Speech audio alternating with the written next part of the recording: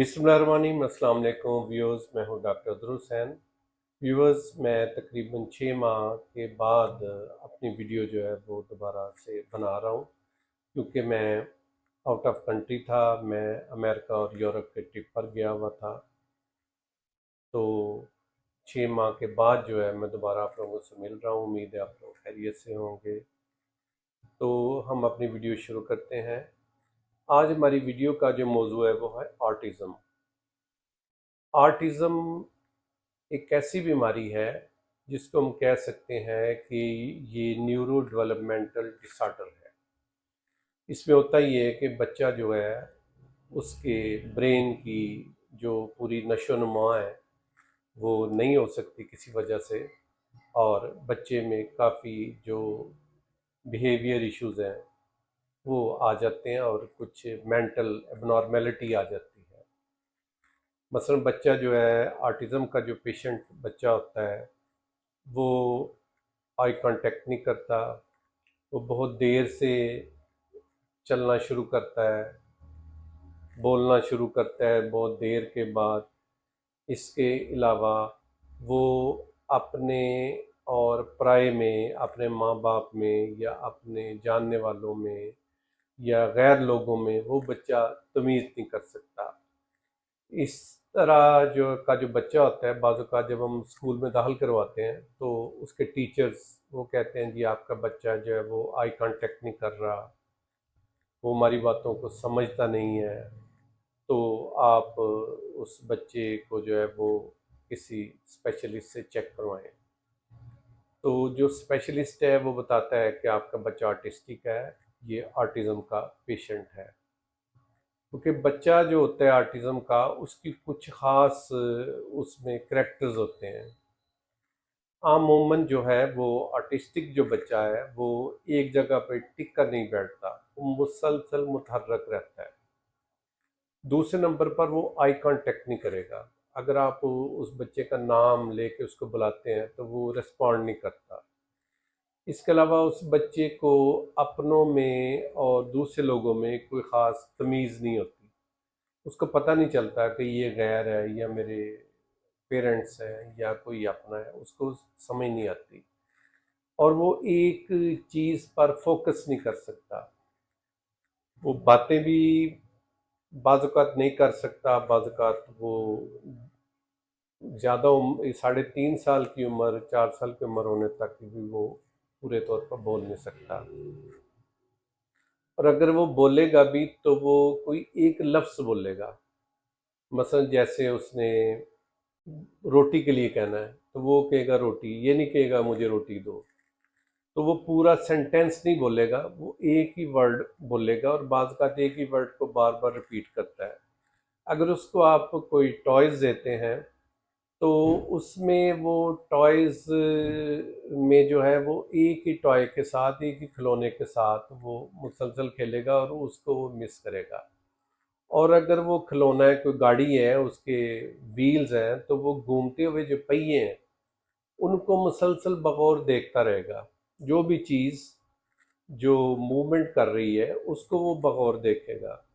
इसके अलावा वो तेज़ आवाज़ और रोशनी से वो मुतासर होता है, उससे चौंक जाता है और वो कोशिश करेगा कि पाँव के पंजों पर चलने की कोशिश करेगा।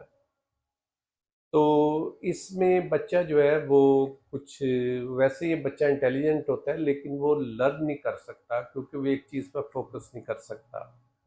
तो ये बीमारी ऑटिज़म जो है ये अब आहिस्ता आहिस्ता ये पूरी दुनिया में बढ़ रही है।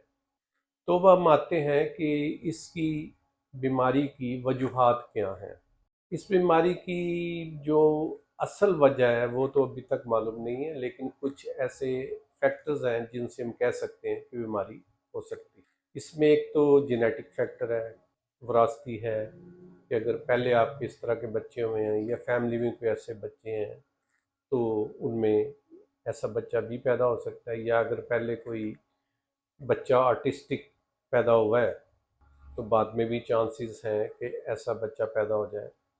और अगर ये बच्चा ऑटिस्टिक है तो फिर अगर इसका प्रॉपर ट्रीटमेंट ना किया जाए یا یہ بچہ ریکور نہ کر سکے یا آٹزم جو ہے وہ بڑا سویئر ہے، تو اس میں ایسا بچہ پھر پیرنٹس کے لیے یا فیملی کے لیے ایک بہت بڑا جو ہے وہ ذمہ داری بن جاتی ہے، کیونکہ بچہ خود سے اپنے کام نہیں کر سکتا، وہ واش روم نہیں جا سکتا، وہ خود سے کھا نہیں سکتا، تو ایک پرابلم جو ہے کریٹ ہو سکتی ہے۔ اس کے علاوہ اس میں کزن میرج سے بھی ایسا ہو سکتا ہے، پاسبل ہے۔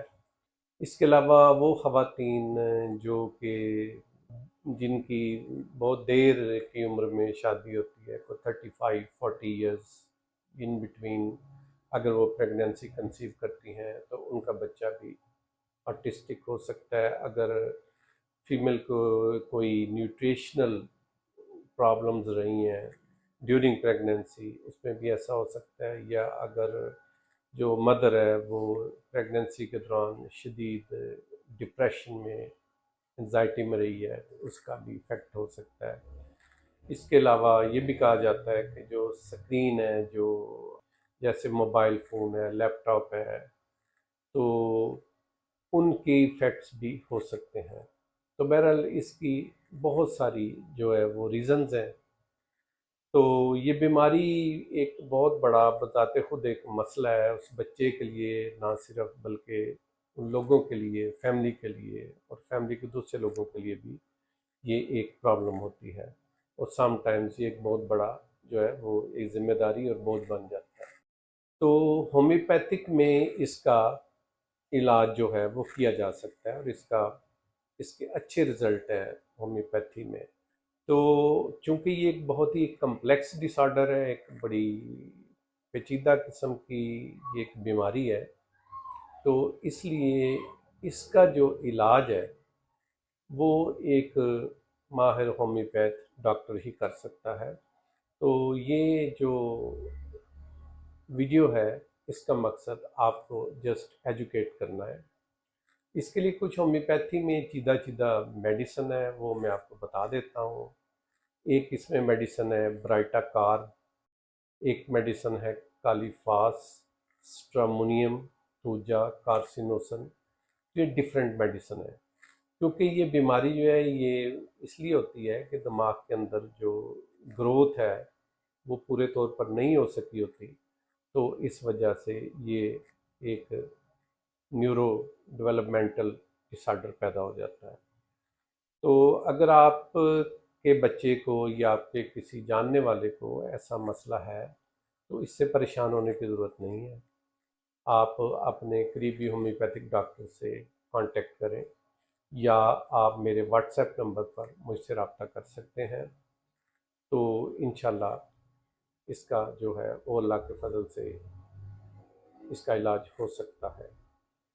تو ویورز، اگر آپ کو میری یہ ویڈیو اچھی لگی ہے تو چینل کو سبسکرائب کریں، ویڈیو کو لائک کریں، زیادہ سے زیادہ شیئر کریں، تاکہ ایسے لوگ جو اس بیماری سے متاثر ہیں یا ان کا کوئی متاثر ہے اس بیماری سے پریشان ہے، تو ان کا مسئلہ حل ہو سکے۔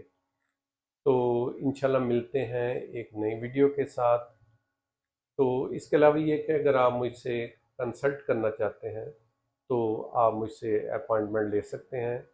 اس کے لیے آپ میرے واٹس ایپ نمبر پر مجھ سے رابطہ کریں اور تھوڑی سی فیس جو ہے وہ جمع کروائیں، تو پھر میں آپ کو ٹائم دے دوں گا اور آپ سے تفصیلاً بات ہوگی۔